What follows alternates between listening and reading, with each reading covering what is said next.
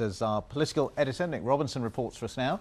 Some MPs are worried that the new rules might mean that politics becomes just the preserve of the rich. Do you remember when this place was seen as the beacon of democracy, the place that protected the rights of ordinary people, the forum of national debate, and not as the palace of excess, known for expense claims for duck houses and for dog food, and even for toilet seats?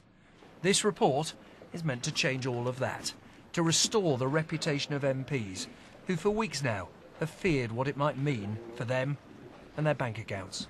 I don't believe that trust in those who govern us will be restored unless those in authority show leadership and determination in putting the abuses of the past behind them, however uncomfortable that may be for some.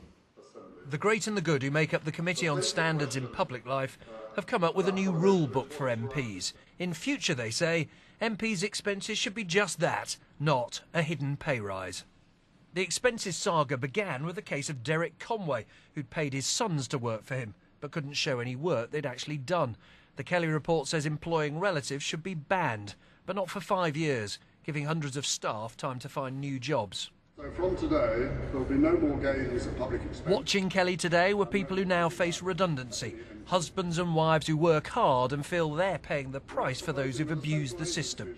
We work all the time. Our 14-year-old daughter complains at us because that's what we're always doing. I think it's wrong. I think it's absolutely outrageous, and it isn't anything to do with modern, what did he call it, modern employment standards. MPs' mortgage claims became controversial thanks to those like Tony McNulty, who claimed for a house his parents lived in. Today's report proposes that mortgage claims are banned, although they'll have 5 years before they actually have to sell up. A subdued House of Commons was told by the main party leaders they simply had no choice but to swallow the medicine. We must make sure that the public trust in the institution of Parliament is restored.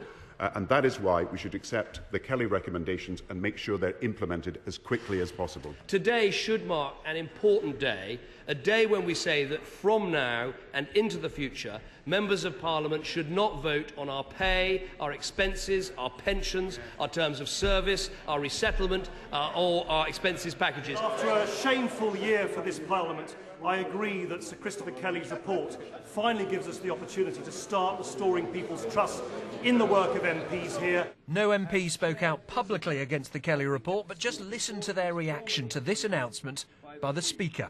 He will be paid a maximum of £100,000 per year. That was the pay of the man just appointed to be Parliament's new independent regulator, and it's much higher than most of them get. This report will hit MPs in their wallets in future. Sir Christopher Kelly says, though, that those MPs still in their jobs and still due big payouts who've been disgraced should have that money taken away. But he can't do it. The only people who can are MPs themselves. Nick Robinson, BBC News, Westminster. So let's talk now to the Labour MP Sir Stuart Bell, who sits on the Members' Estimate Committee, the body which has traditionally considered matters relating to MPs' pay and allowances. He's in our Westminster studio. Evening to you. Good evening to you. We know there are plenty of MPs who are pretty aggrieved by all this, but I suspect viewers out there tonight won't have too much sympathy with them.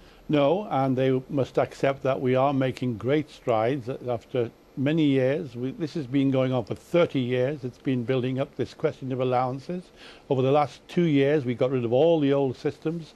We introduced the Kelly report. We've brought through Sir Keith Legg to look at the MPs, review MPs' allowances for 5 years.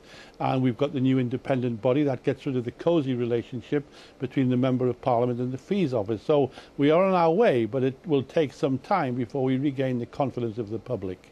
And just to look at a couple of specific proposals that people are complaining about in the House of Commons, the idea of not having MPs' spouses working for them. I gather there's already several wives and husbands who are campaigning against that measure. Where do you stand on that? Well, I fully accept all of the recommendations of Sir Christopher Kelly, including that in relation to spouses. There is a 5-year transition period in which these matters can be resolved. Any MP who doesn't like these proposals is entitled to write directly to the independent body and put their point of view. The independent body will come up with its final recommendations, which will in fact be proposals for the House in April to be brought into effect after the next election. So every MP who's dissatisfied is perfectly entitled to write to the new body and express their views. Now, we heard MPs in that report jeering when the £100,000 salary of Sir Ian Kennedy was announced. Doesn't that just show that MPs still feel very much that they're underpaid? Well, not since 1971, when Ted Heath gave the MPs a pay rise recommended by the Senior Salaries Review Board, has the MP been given a proper salary. In 1976, the Labour government at the time told MPs to claim allowances and not ask for a pay rise. So today, Sir Christopher Kelly pointed out that this discrepancy between pay and allowances is the cause of the problems. So you think there should be a pay rise for MPs? I think that we ought to get to a situation where the Member of Parliament's pay and his allowances are brought together. The whole system of allowances is doubtful, it's dubious, it will raise controversy into the years to come. Freedom of information, publishing documents, we should get rid of the entire system. The Senior Salaries Review Board should bring the two of them together, make a single recommendation which the House would accept without debate and without a vote, and put all this sorry and sordid saga behind us. OK, so Stuart Bell, very good to talk to you. Thanks for your time. Thank you.